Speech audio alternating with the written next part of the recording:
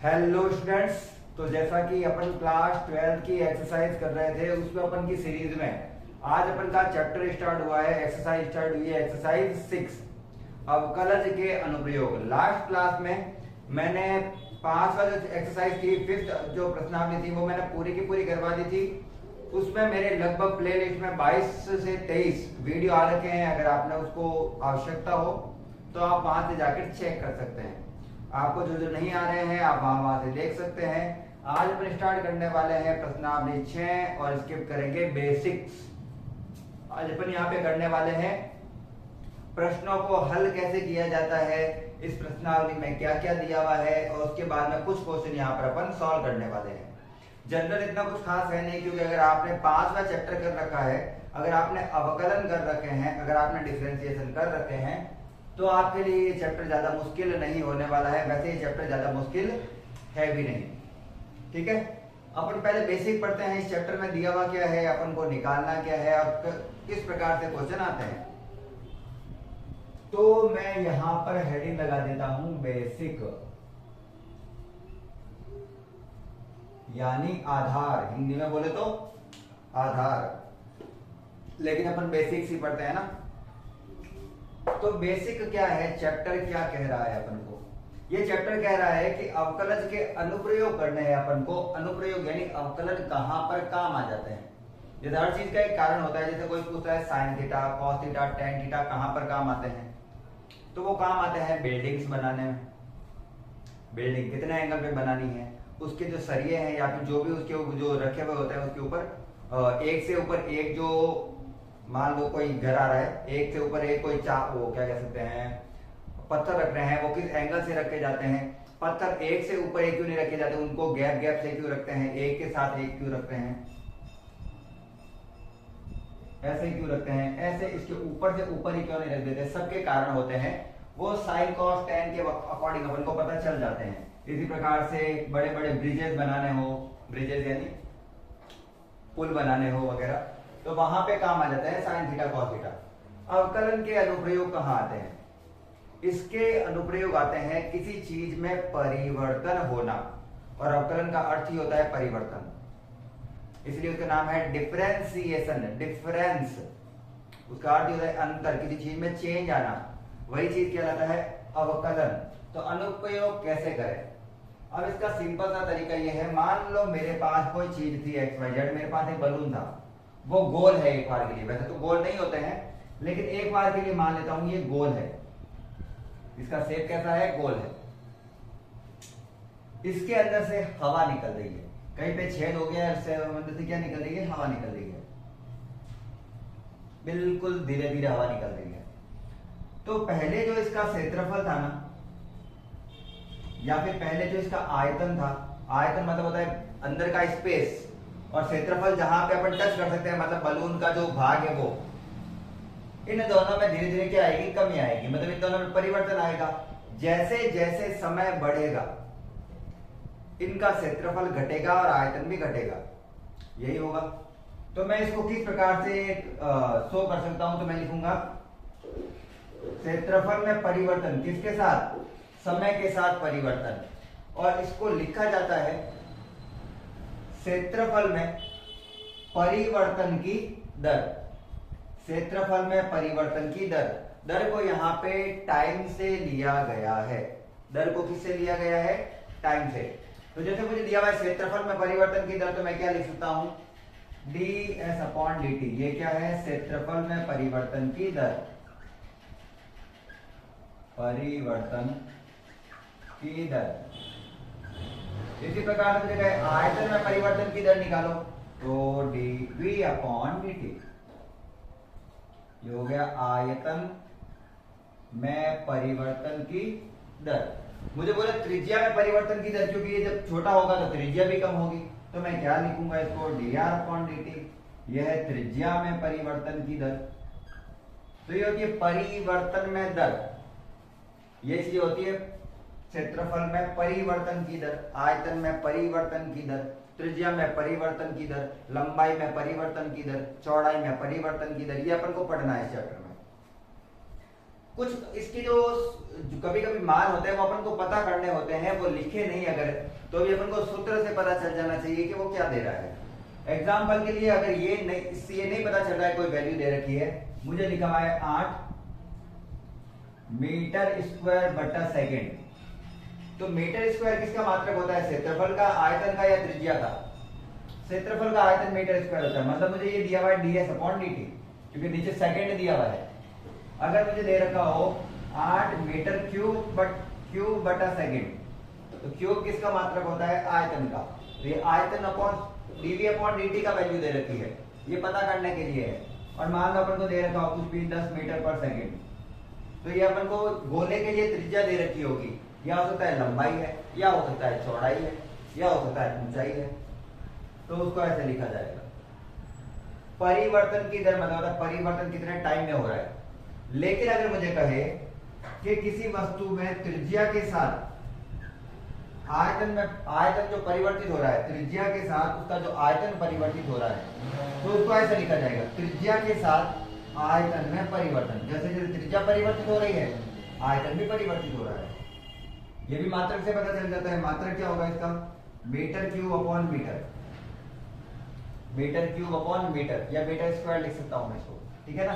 तो अलग अलग टाइप से अपन को दिए हुए होते हैं, अपन को पता करना होगा कि अपन को दिया हुआ क्या है। आपको अभी के लिए इतना याद रखना है कि परिवर्तन की दरें ये होती है, किसी चीज का बढ़ना, किसी चीज का घटना, किसी चीज में कोई परिवर्तन आना, ये सारी ये चीजें हैं। उदाहरण के लिए पृथ्वी का आकार बढ़ेगा या घटेगा, तो घटेगा भी नहीं और बढ़ेगा भी नहीं, वैसे तो वो। लेकिन मान लो कोई ऐसा टाइम आए जब पृथ्वी का आकार थोड़ा सा कम हो जाए, तो उस समय क्या होगा? थोड़ा सा बढ़ जाए, उस समय क्या होगा? चंद्रमा थोड़ा बड़ी परिक्रमा लगाने लग जाए तो क्या होगा? चंद्रमा थोड़ी छोटी परिक्रमा लगाने लग जाए तो क्या होगा?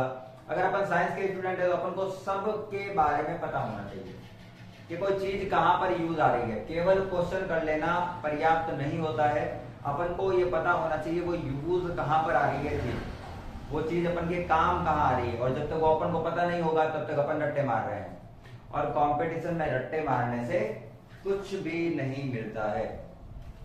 तो ये था अपन का जनरल बेसिक कि किसी चीज में परिवर्तन की दर को किस प्रकार से ज्ञात करें।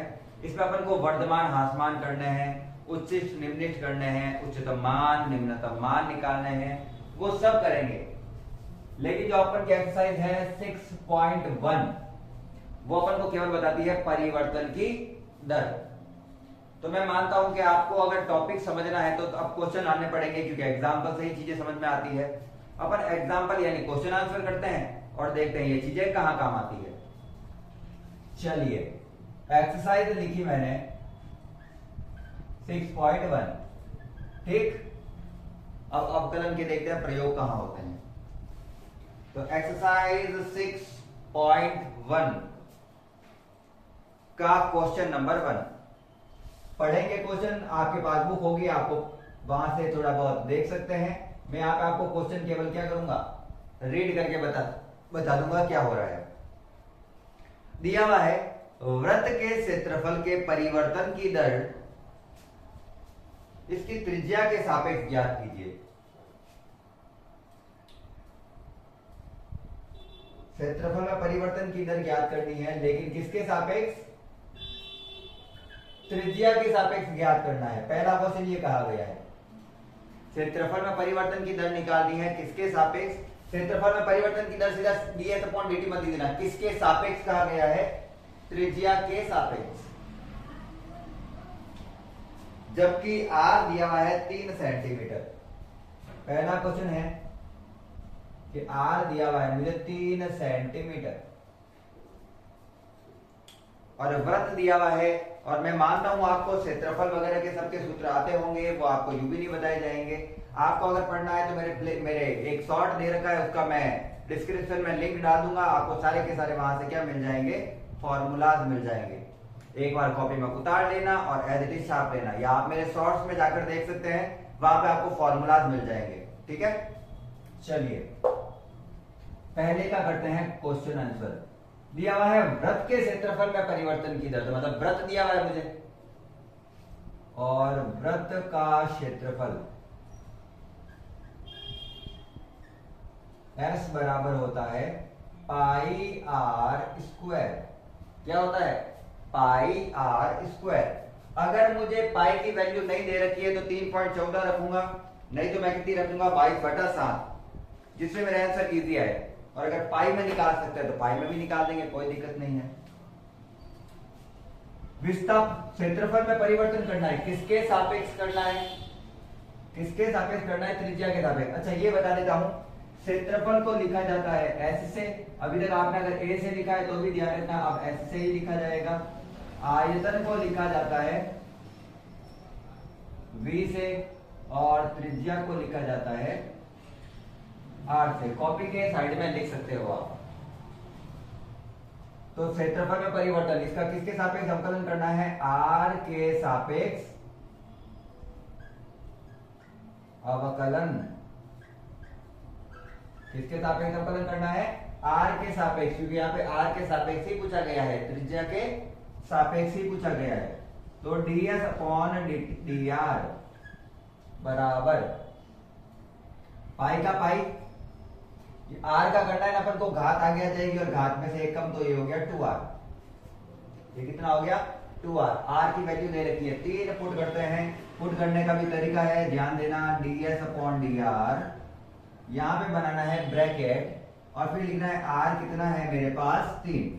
इसको लिखने का तरीका है, r का मान कितना पुट करना है? 3। अब पुट करो, पाई की वैल्यू हो गई 3.14 इंटू 2 का 2 इंटू r की वैल्यू 3। 3 दूनी 6, 3 दूनी 6, 6 को इससे गुणा करो, 6 चौके 24 का 4, हासिल का 2, 6 एकम 6 और 2 8, और 6 एकम 6 से 12 6 18।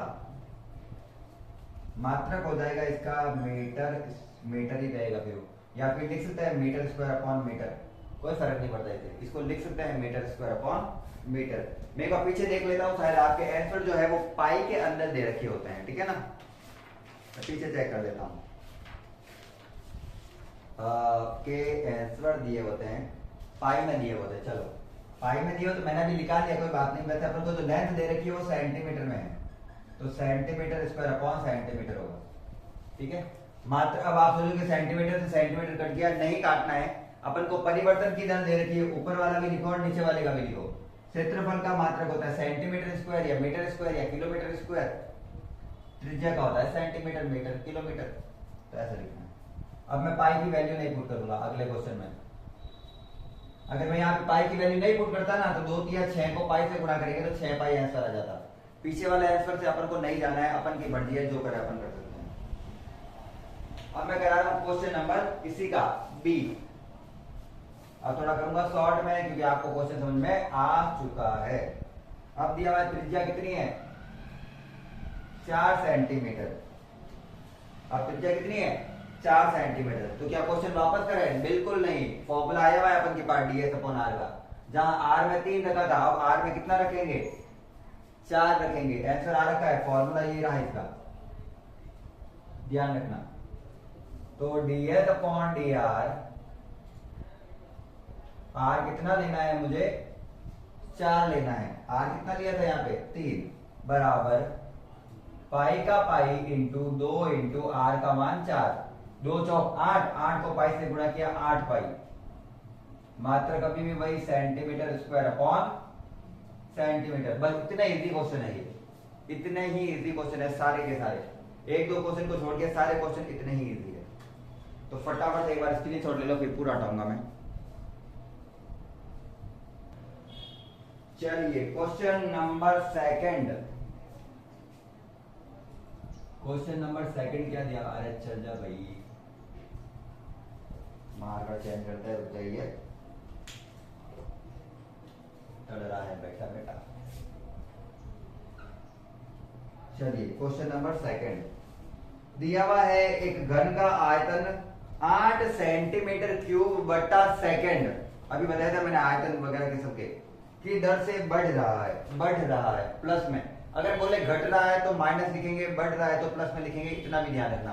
किसी में परिवर्तन अगर बढ़ रही है तो प्लस में लिखी जाएगी, घट रही है तो उसका मान माइनस में लिखा जाएगा, ये ध्यान रखना। तो एक घन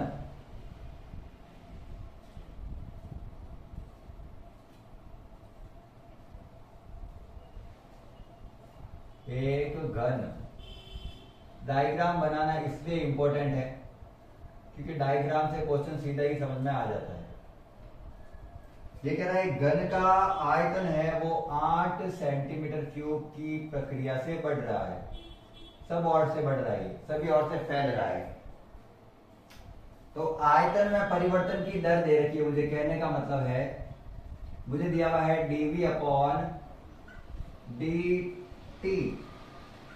आयतन में परिवर्तन की दर दे रखी है, मुझे कितनी दे रखी है 8 सेंटीमीटर क्यूब बट्टा सेकंड। एक घन का आयतन 8 सेंटीमीटर क्यूब बट्टा सेकंड की दर से बढ़ रहा है। पृष्ठ क्षेत्रफल कितनी दर से बढ़ रहा है, पृष्ठ क्षेत्रफल कितनी दर से बढ़ रहा है, ये अपन को ज्ञात करना है।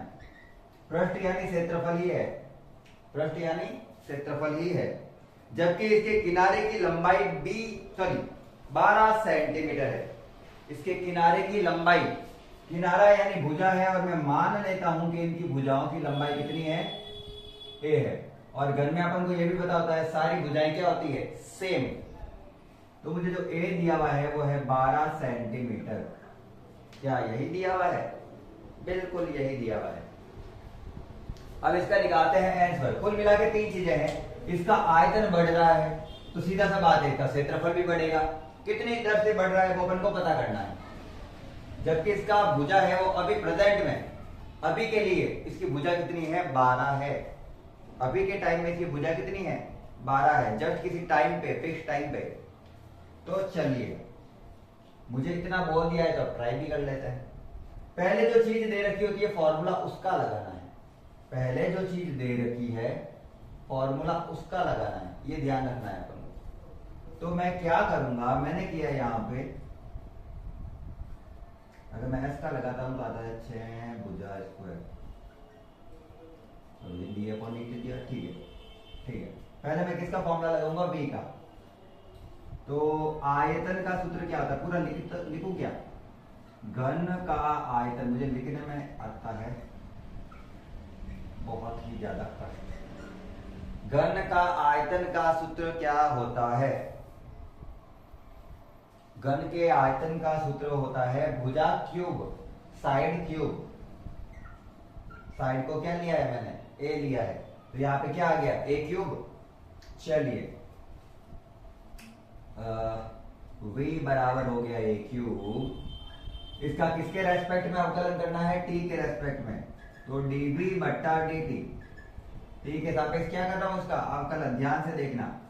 इसका भी करना पड़ेगा, तो घात आगे आएगी और घात में से एक क्या होगा कम हो जाएगा। घात आगे आएगी और घात में से एक कम। लेकिन क्या मैं अवकलन a के सापेक्ष कर रहा हूं? ऐसा तो नहीं है। मैं तो अवकलन किसके सापेक्ष कर रहा हूं? t के सापेक्ष। जैसे अपन पिछले वाली क्लास में पढ़ते थे कि अगर x का अवकलन कर रहे थे तो सीधा हो जाता था उसका, लेकिन जब अपन y का अवकलन करते थे तो y वाली चीज के साथ क्या लिखते थे dy बाय dx। वैसे a का अवकलन किया है, किसके रेस्पेक्ट में किया है? t के रेस्पेक्ट में। तो इसके साथ क्या लिखेंगे dA upon dt, dA upon dt।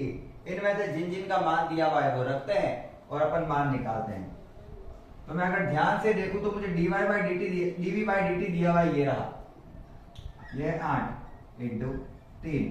मुझे a भी दिया हुआ है, a कितना है 12 का square into D upon dt। मेरे को अभी के लिए निकालना है, अभी के लिए मेरे को क्या निकालना है? D upon dt।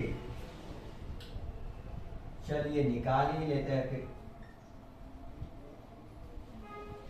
ये जाएगा भाग में, भाग में भेजते हैं पहले इसको। तो dA अपॉन dt जनरली मेरे पास आ गया है 8 बटा 3 इंटू 12 इंटू 12। काटने के लिए थोड़ा खोल के लिखा है मैंने 12 को 2 बार। 4 से काटा 4 दूनी 8, 4 तिया 12, 2 से काटा 2 छिम 12। तो मेरे पास डी अपॉन dt का अगर मैं मान कहूं एक बार के लिए, तो ऊपर तो कुछ नहीं बचा, मतलब 1 है, नीचे बचा 3 तिया 9, 9 छिंग 54। तो मेरे पास है 1/54, हटाना नहीं, इसको जैसा है वैसे ही रखेंगे। इसका मतलब हो गया सेंटीमीटर अपॉन सेकेंड, इसका मतलब हो गया सेंटीमीटर अपॉन सेकेंड। लेकिन मुझे डी अपॉन डी टी थोड़ी निकालना है, मुझे तो क्या निकालना है, D S upon D T. तो अब मुझे क्षेत्रफल का सूत्र लगाना पड़ेगा, तो मैं लिखूंगा घन का क्षेत्रफल, घन का क्षेत्रफल को एस से डिनोट किया जाता है और इसका सूत्र होता है 6a स्क्वायर, 6 भुजा स्क्वायर 6 साइड स्क्वायर। किसके रेस्पेक्ट में अवकलन करना है, किसके सापेक्ष करना है, टी के सापेक्ष। फिर से कर दो, लिखना जरूरी नहीं है, ध्यान रखना, कर दो बस। एस दिया हुआ है, D S upon D T निकाल दो, टी के सापेक्ष अवकलन है ये 6 का 6, ए स्क्वायर का अवकलन करते हैं तो घात आगे आएगी और घात में से एक कम, तो ए स्क्वायर का हो गया 2a। फिर वापस चूंकि अपन टी के सापेक्ष कर रहे हैं तो अपन को लिखना पड़ेगा D A upon D T, क्योंकि मैंने वहां पे भी तो यही किया था, इसका अवकलन करने के साथ D A upon D T. क्योंकि किसके सापेक्ष कर रहे हैं, टी के सापेक्ष कर रहे हैं, ए के सापेक्ष नहीं हो रहा है। तो वैल्यू पुट करनी है मुझे, तो मैं लिख देता हूं D S upon D T.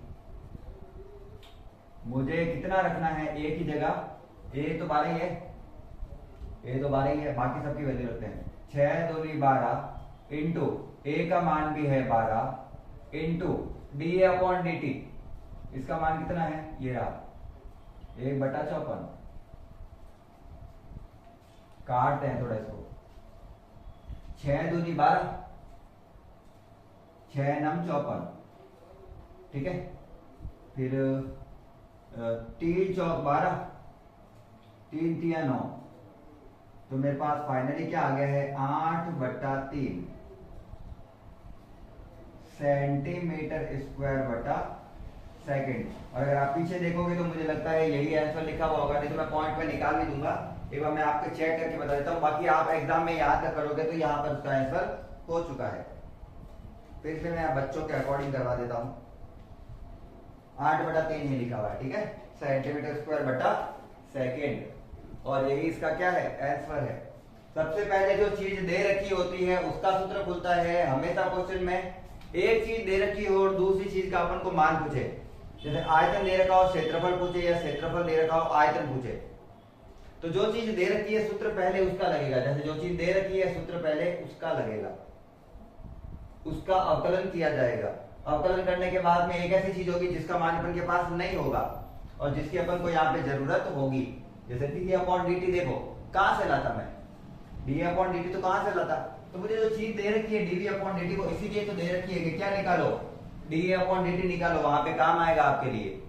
तो जो चीज दे रखी होती है पहले उसका फॉर्मूला लगाओ, आपको कोई ना कोई वहां पे एक्स्ट्रा चीज मिलेगी, वो कहां काम आएगी, दूसरे वाले के फॉर्मूले में।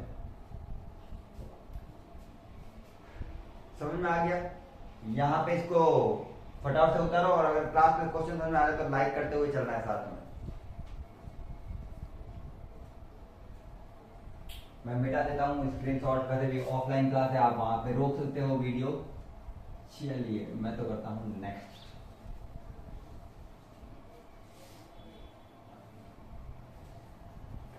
डायग्राम बना के जहां तक हो गए क्वेश्चन करोगे तो ज्यादा बेटर रहेगा। क्वेश्चन नंबर 3, क्वेश्चन नंबर 3 क्या दिया हुआ है, चलो एक बार मैं क्वेश्चन पूरा पढ़ लेता हूं ताकि और आसान हो। दिया हुआ एक वृत्त की त्रिज्या समान रूप से 3 सेंटीमीटर प्रति सेकंड की दर से बढ़ रही है। किसी वृत्त की त्रिज्या बढ़ रही है, ज्ञात कीजिए कि वृत्त का क्षेत्रफल किस दर से बढ़ रहा है। वृत्त का क्षेत्रफल किस दर से बढ़ रहा है जबकि त्रिज्या 10 सेंटीमीटर है। पहले तो त्रिज्या बढ़ कैसे रही है, त्रिज्या में परिवर्तन की दर क्या दे रखा है, 3 सेंटीमीटर पर सेकेंड की स्पीड से वो बढ़ रहा है। उसकी त्रिज्या बलून होगा, मान लो फूल रहा है, ठीक है ना, फूल आ रहे हैं अपन को, और बढ़ रहा है मतलब पॉजिटिव आएगा। ये बढ़ रहा है घट रहा है वाली चीज इंपॉर्टेंट है, थोड़ा ध्यान रखना। उसके बाद में क्या दिया हुआ है अपन को, थोड़ा सा चलिए, उसके बाद में क्या दिया हुआ अपन को, वृत्त का क्षेत्रफल किस दर से बढ़ रहा है। वृत्त का क्षेत्रफल किस दर से बढ़ रहा है, किस दर से बढ़ रहा है बोलो। और मुझे त्रिज्या दे रखी है जनरली इसकी 10 सेंटीमीटर। त्रिज्या कितनी दे रखी है 10 सेंटीमीटर। अब त्रिज्या का तो कोई फॉर्मूला ही नहीं होता है, इसका मतलब फॉर्मूला सीधा ही किसका काम आएगा एस का। और क्योंकि यहाँ पे भी टी के रेस्पेक्ट में और यहाँ पे टी के रेस्पेक्ट में वैल्यू दे रखी है मेरे को, तो मैं सीधा फॉर्मूला लगा सकता हूँ। फॉर्मूला क्या है, ये क्या चीज दे रखी है, ये दे रखा है मेरे को वृत्त। तो सूत्र भी किसके काम आएंगे वृत्त के। तो वृत्त का क्षेत्रफल क्या होता है एस बराबर पाई आर स्क्वायर। क्षेत्रफल होता है पाई आर स्क्वायर। अवकलन करना है किसके सापेक्ष करना है टी के सापेक्ष, क्योंकि दोनों में टी ही लिया वैसे दिख रहा है। तो मुझे दिया हुआ है ds अपॉन dt, इसका अवकलन कर रहा हूं ध्यान रखना, और अवकलन सीधा ही करना है। पाई का पाई आर आगे आ जाएगा तो हो जाएगा 2r। आर स्क्वायर का अवकलन क्या हो जाएगा 2r। लेकिन क्या मैं अवकलन आर के सापेक्ष कर रहा हूं, नहीं कर रहा ना, मैं अवकलन किसके सापेक्ष कर रहा हूं टी के सापेक्ष। तो इसके साथ फिर से क्या लिखना पड़ेगा dr अपॉन dt। अगर जिस फलन के साथ अवकलन उसके रेस्पेक्ट में नहीं हो रहा हो तो उसके साथ लिखा जाएगा किसके रेस्पेक्ट में कर रहे हो। r भी दिया हुआ है, dr अपॉन dt भी दिया हुआ है, और पाई का मान अपन को रखना ही नहीं है एक चैप्टर में, सीधा ही लिखना है। अगर बोला होगा रखो तो रख देंगे। ds अपॉन dt, r कितना रखना है मुझे 10, r कितना रखना है 10, पाई इंटू 2 इंटू आर की जगह 10 इंटू dr अपॉन dt की जगह 3। और जब मैं इसे गुणा करता हूं तो 3 दूनी 6, 6 60, 60 को पाई से गुणा किया तो 60 पाई। मात्रक लिखना जरूरी है, मात्रक है क्षेत्रफल। क्षेत्रफल किस में आता है सेंटीमीटर स्क्वायर में, और समय किस में आता है सेकंड में। इतना सा क्वेश्चन था, ये तो बिल्कुल छोटा सा ही क्वेश्चन था,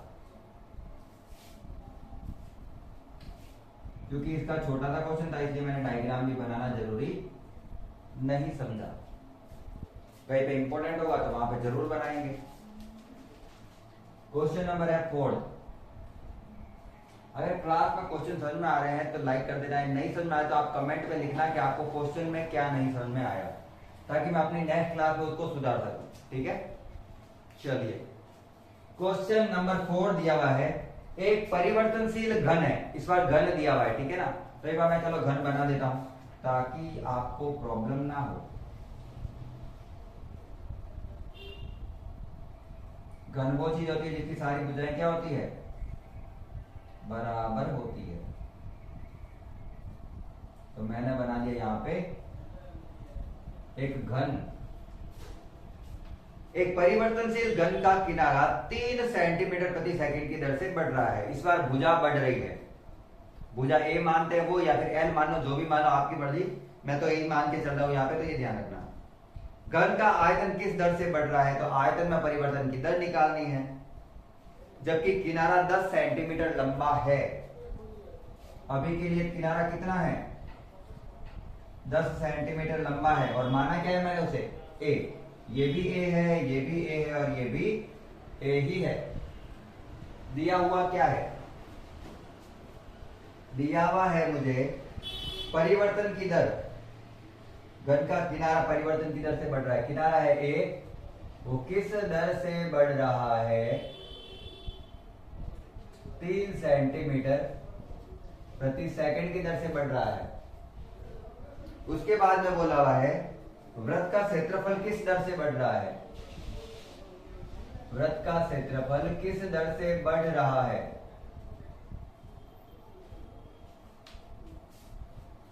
जबकि किनारा अभी के लिए कितना दिया हुआ है 10 सेंटीमीटर, अभी के लिए किनारा कितना है 10 सेंटीमीटर है। चलो सीधा ही है ये भी, क्योंकि मुझे भुजा में परिवर्तन की दर दे रखी है। अगर नहीं दे रखी होती तो आयतन में परिवर्तन की दर दे रखी होती, उसका सूत्र लगातार और खोलते, तो सीधा क्षेत्रफल का आ गया ये। तो लिखेंगे घन का क्षेत्रफल, घन का क्षेत्रफल अभी लिखा था, बोलो कितना होता है घन का क्षेत्रफल का सूत्र S बराबर 6a²। एक बार अपने मन में बैठे बैठे बोलोगे फॉर्मूला तो ही याद होंगे, नहीं तो याद नहीं होंगे, ध्यान रखना। इसलिए मैं बार बार रिपीट करता हूँ इस चीज को। बाकी तो मुझे पता है मेरे सामने तो कोई भी नहीं बैठा है, लेकिन आप बैठे हो, मैं आपसे बात कर रहा हूँ, ठीक है ना। किसके सापेक्ष अवकलन करना है, किसके रेस्पेक्ट में डिफरेंशिएशन करना है, t के रेस्पेक्ट में। तो ds/dt इक्वल संख्या का अवकलन होता नहीं है, a² का हो जाएगा घात आगे घात में से कम यानी 2a, और a का फिर से करेंगे तो हो जाएगा dA/dt।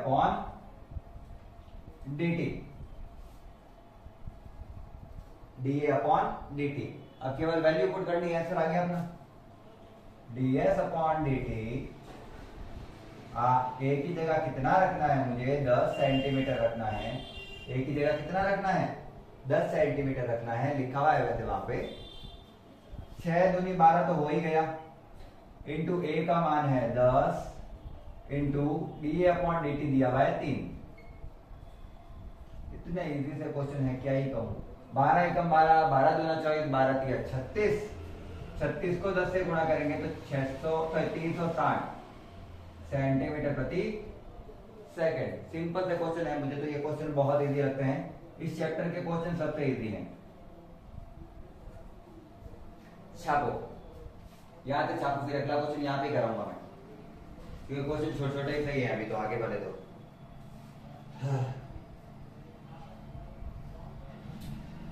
प्रश्न नंबर 5। प्रश्न नंबर 5 दे रखा है, एक स्थिर झील में पत्थर डाला जाता है और तरंग वृत्तों के 5 सेंटीमीटर की दर से सेकंड की दर से गति करने लगती है। जब वृत्ताकार तरंग की त्रिज्या 8 सेंटीमीटर है तो उस क्षण गिरा हुआ क्षेत्रफल की दर किस दर से बढ़ रही है। देखो देखो बेटा, एक झील है, ये एक झील थी और एक झील है ये। मैंने इसके अंदर डाला एक पत्थर, यहां से फेंका पत्थर। जब मैं पत्थर फेंकता हूं तो उसके अंदर रिंग्स बनती है, तरंगे बनती है, अपन को पता है। फिजिक्स के अपन को तो ये भी पता है, ये ठीक है ना। फिजिक्स केमिस्ट्री बायो जो भी फिजिक्स के है ना, फिजिक्स में तो पता ही है चीज। तो इसके आसपास क्या बनती है, तरंगे बढ़ती है, और अपन को ये भी पता है ये तरंगे धीरे धीरे दूर जाती है। ये तरंग धीरे धीरे धीरे धीरे धीरे बैठ पड़ती है, धीरे धीरे धीरे आगे, धीरे धीरे आगे, और बनता व्रत है वहां पे। तो अपन को व्रत से संबंधित चीजें काम में आएगी, इतना भी पता चल गया। किससे संबंधित चीजें काम आएगी, व्रत से संबंधित। अब क्या बोला हुआ है उसके, वो कह रहा है झील में पत्थर डालने पर उसके व्रतों की जो डालने पर व्रतों में 5 सेंटीमीटर प्रति सेकंड की दर से गति होती है। और बढ़ क्या रही है, इसकी त्रिज्या ही बढ़ रही है, छोटी थी धीरे धीरे बड़ी होगी। तो मुझे दिया हुआ है dr/dt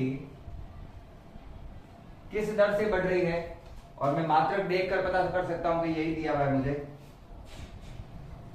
5 सेंटीमीटर बटा सेकंड। सेंटीमीटर क्षेत्रफल तो नहीं हो सकता, सेंटीमीटर आयतन तो नहीं हो सकता, तो क्या बचा, त्रिज्या ही है मेरे पास, बची भी वही है।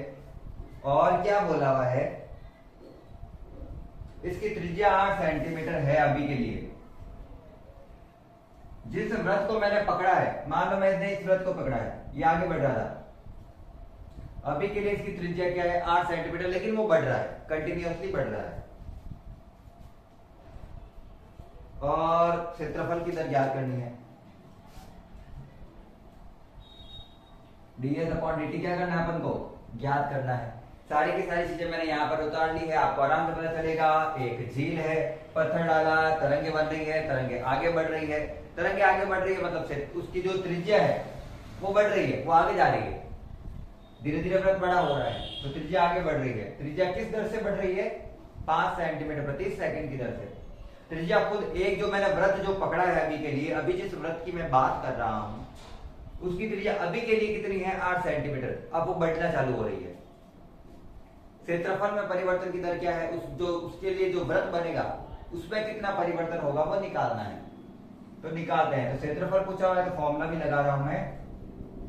व्रत के क्षेत्रफल का सूत्र क्या होता है, पाई r square.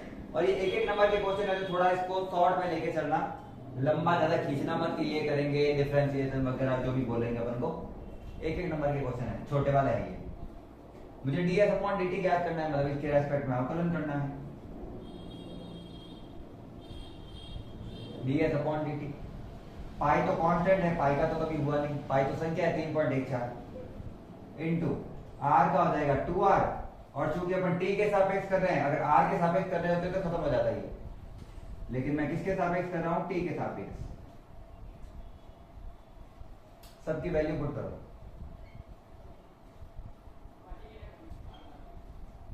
Pi into 2 into r का मान 8 इंटू dr अपॉन dt 5।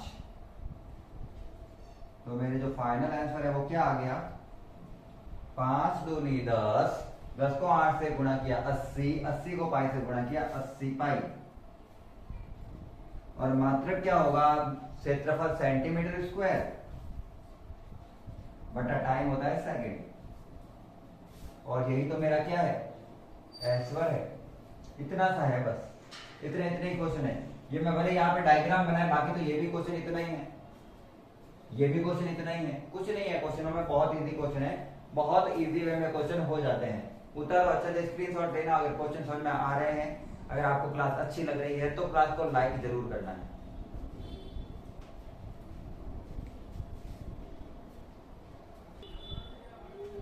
चलो क्वेश्चन करते हैं नेक्स्ट। क्वेश्चन क्या दिया हुआ है, क्वेश्चन दिया हुआ है एक वृत्त की त्रिज्या 0.7 सेंटीमीटर प्रति सेकंड की दर से बढ़ रही है। एक वृत्त है, उसकी त्रिज्या अभी भी बढ़ती जा रही है, जैसा भी झील की बढ़ रही थी यहाँ पे भी बढ़ रही है। इसकी परिधि में की वृद्धि की दर क्या होगी, इसकी परिधि की दर निकालनी है, परिधि को अपन p मानेंगे, ध्यान रखना। इसकी त्रिज्या दे रखी है 4.9, एक समय में इसकी त्रिज्या है 4.9। तो ये वृत्त है, ये इसकी त्रिज्या है, अभी के लिए इसकी त्रिज्या कितनी बोली हुई है, 4.9, और इसकी त्रिज्या 0.7 सेंटीमीटर पर सेकंड की दर से बढ़ रही है। ds अपॉन त्रिज्या बढ़ती है ना, dr अपॉन dt है 0.7 सेंटीमीटर पर सेकेंड। तो मुझे बोला हुआ है इसकी परिधि में परिवर्तन की दर निकालनी है, तो मैं लिख देता हूं वृत्त की परिधि, वृत्त की परिधि। मात्रा मेरे को नहीं आती है, ध्यान रखना, मात्रा तुम लगाते रहना। परिधि का सूत्र होता है P, मुझे मैथ आती है, मैं मैथ पढ़ा रहा हूं ना।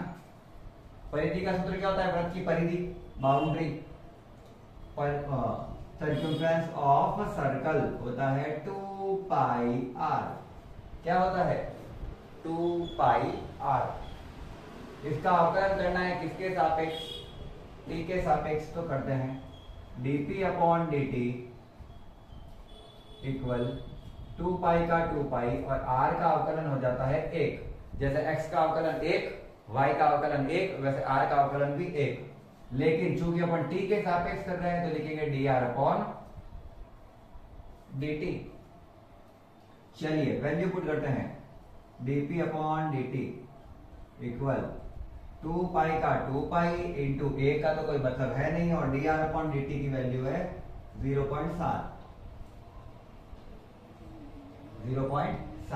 मैं यहाँ पे 22/7 लगाकर इसका उत्तर निकाल सकता हूँ, लेकिन चूंकि ये ज्यादातर जगह पे रख ही नहीं रहे तो मैं भी एक बार के लिए ना रखूं तो चल जाएगा। पाई रख देते हैं, कट रहा है तो मैं रख देता हूँ, यहाँ पे आ रहा है 22/7। ये किसकी वैल्यू है, पाई की।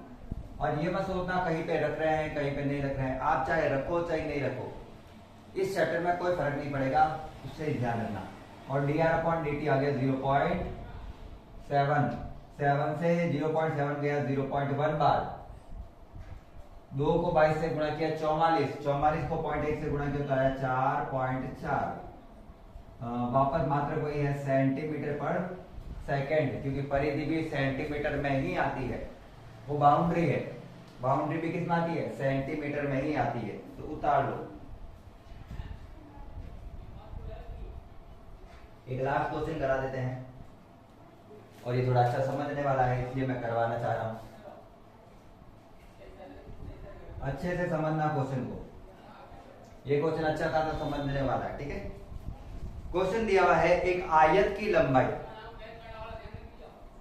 x और एक आयत की लंबाई x 5 सेंटीमीटर प्रति मिनट की दर से घट रही है ध्यान रखना, और चौड़ाई y 7 सेंटीमीटर प्रति मिनट की दर से बढ़ रही है,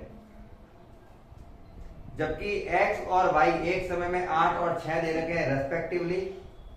परिमाप और क्षेत्रफल में परिवर्तन की दर ज्ञात करनी है। क्वेश्चन समझते हैं पहले अच्छे से। मेरे पास एक आयत था,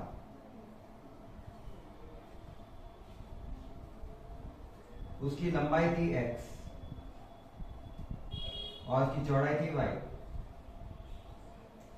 यहां तक तो कोई दिक्कत नहीं है, या तो सिंपल सी चीज आ गई। एक टाइम में इसकी जो लंबाई x लंबाई थी वो है 8 और चौड़ाई थी वो थी 6। लंबाई थी 8 और चौड़ाई थी 6। उसके बाद में क्या हुआ कि जैसे जैसे अपन ने लंबाई को घटाना स्टार्ट किया, उसकी चौड़ाई बढ़ने लग गई। जैसे जैसे अपन इसको ऐसे पिचकाया तो इसका जो लंबाई है ना, ये वाली चीज है x, वो तो कम हो रहा है, लेकिन y बढ़ रहा है। लंबाई में परिवर्तन की दर घट रही है, जबकि चौड़ाई की परिवर्तन की दर बढ़ रही है। जब कोई चीज घटती है तो उसका मान माइनस में लिखा जाएगा, जब कोई चीज बढ़ती है तो उसका मान प्लस में लिखा जाएगा। तो अपन को दिया हुआ क्या है वो ध्यान रखना। अब जो दिया हुआ है वो ध्यान रखना। पहले से मुझे x यहाँ पे दिया हुआ है 8 सेंटीमीटर और y दिया हुआ है 6 सेंटीमीटर, और मात्रा अगर मिनट में दिया हुआ तो मिनट के अकॉर्डिंग ही चलाएंगे। वो कह रहा है लंबाई में परिवर्तन की दर dx अपॉन dt किस दर से घट रहा है। तो किस दर से घट रहा है देखा नहीं मैंने, एक बार चेक कर देता हूं। किस दर से घट रहा है, 5 सेंटीमीटर प्रति मिनट, और चूंकि ये चीज घट रही है तो इसका मान किस में आएगा, माइनस में। जबकि मैं वो कह रहा है कि जो चौड़ाई में परिवर्तन की दर है वो बढ़ रही है तो प्लस में ही आएगी। और कितने हिसाब से बढ़ रही है, 4 सेंटीमीटर प्रति मिनट की दर से। तो पहले तो परिमाप में परिवर्तन की दर निकालनी है। पहले क्या निकालनी है, परिमाप में परिवर्तन की दर, आयत का परिमाप। तो फर्स्ट निकालना है अपन को, या ए जो भी लिखा हुआ है वहां पे, आयत का परिमाप क्या है वो निकाल दें। आयत का परिमाप होता है, परिमाप को भी मैं पी से ही लिखूंगा, पैरामीटर, ठीक है ना। आयत का परिमाप होता है 2 ब्रैकेट लंबाई प्लस चौड़ाई, और ये तो आपको पता ही होगा, फॉर्मूले तो आपको आते ही होंगे मेरे हिसाब से। किसके सापेक्ष अवकलन करना है, मुझे टी के सापेक्ष अवकलन करना है। मुझे बोला परिवर्तन की दर निकालनी है, तो dp अपॉन dt, टी के सापेक्ष क्या किया मैंने, अवकलन कर दिया। x का x, सर 2 का 2, अंदर अवकलन करते हैं। x का अवकलन 1 और वापस आएगा dx अपॉन dt। y का अवकलन 1 और आएगा dy अपॉन dt। बस यही है, हो गया इसका फॉर्मूला। x का अवकलन होता है 1 को इसका वापस t के सापेक्ष करेंगे तो dx अपॉन dt, प्लस का प्लस, y का हो गया 1 और वापस करेंगे t के सापेक्ष तो dy अपॉन dt। मान पुट करते हैं, 2 ब्रैकेट dx अपॉन dt कितना दे रखा है, -5 प्लस का प्लस, ये कितना दिया हुआ है 4, तो 2 ब्रैकेट 5 में से 4 गए, माइनस का 1 आ रहा है यहाँ पे, और उत्तर आएगा -2 सेंटीमीटर प्रति मिनट की दर से घट रहा है। इसका परिमाप घट रहा है, इसका परिमाप घट रहा है। ये जो बाउंड्री है वो धीरे धीरे क्या हो रही है, कम हो रही है, बढ़ नहीं रही है वो। वैसे तो ये ऊपर जा रहा है, दबा रहे तो ये ऊपर भी जा रहा है, लेकिन फिर भी परिमाप घट ही रहा है। सेकंड मुझे क्या पूछा हुआ है, क्षेत्रफल में क्षेत्रफल, तो मैं क्या लिखूंगा, आयत का क्षेत्रफल, आयत का क्षेत्रफल। और ये अच्छा क्वेश्चन है, इंपॉर्टेंट क्वेश्चन है। क्षेत्रफल है ए बराबर लंबाई इंटू चौड़ाई, और ये u इंटू वी मेथड से दिया हुआ है, और u इंटू वी मेथड आपने 5वीं चैप्टर में कर रखा होगा। ये दोनों गुणा में है, ध्यान रखना। ये u इंटू वी मेथड से हो गया, जब इसका अवकलन किया जाएगा, अवकलन कर रहे हैं t के सापेक्ष, dA अपॉन dt, तो उसका क्या होता है, u को u रखना है, v का अवकलन, प्लस v को v रखना है, u का अवकलन, x का x, इसका हो जाएगा dy by dx, dy by dt sorry, plus y का y इस बार, और x का हो जाएगा dx अपॉन dt। गुणन वाली विधि से तो आपको करना आता ही होगा, और ये तो मैंने मेथड ही लगाया, ऐसा लग रहा है। मान पुट कर दो, सबके उत्तर आ जाएंगे, मान सब दे रखे मुझे, dx upon dt, dy upon dt, x y सब दिया हुआ है। x कितना 8, तो x की जगह 8, और y कितना 4, dy बाई dt सॉरी कितना 4, प्लस y कितना 6, इंटू dx अपॉन dt कितना माइनस का 5, और हो गया 4 8 चौक 32, माइनस 6 पंजे 30, क्योंकि प्लस माइनस माइनस होता है, तो 32 में से 30 गया तो आएगा 2, और ये आ गया सेंटीमीटर स्क्वायर पर मिनट। वैसे तो इसका परिमाप घट रहा है, फिर भी इसका क्षेत्रफल बढ़ ही रहा है। क्षेत्रफल 2 सेंटीमीटर प्रति मिनट की दर से घट रहा है परिमाप, जबकि क्षेत्रफल 2 सेंटीमीटर स्क्वायर पर मिनट की दर से बढ़ रहा है। रिपीट कर लेता हूं, परिमाप 2 सेंटीमीटर प्रति मिनट की दर से घट रहा है, जबकि क्षेत्रफल 2 सेंटीमीटर स्क्वायर बट्टा मिनट की दर से बढ़ रहा है, क्योंकि वो प्लस में आ रहा है। और यही तो क्या है, इसका आंसर है। और ये मैंने आज क्लास में लास्ट क्वेश्चन कराया है। मुझे लगता है आपको सारे के सारे क्वेश्चन अच्छे से समझ में आ गए होंगे। अगर क्लास अच्छी लगी हो तो क्लास को लाइक जरूर करना है, दोस्तों को शेयर कर सकते हो, चैनल को सब्सक्राइब कर देना है, क्योंकि अपन 12th क्लास के एग्जाम से पहले तक सारे के सारे चैप्टर को बहुत ही इजी वे में एक एक क्वेश्चन प्ले लिस्ट के अकॉर्डिंग सारे के सारे सॉल्व करने वाले हैं। क्लास फ्री की है, कोई यहाँ पर चार्ज नहीं है, तो आपको सारे के सारे चैप्टर ऐसे कैसे मिलने वाले हैं, तो उसमें आपको कोई नुकसान भी नहीं है।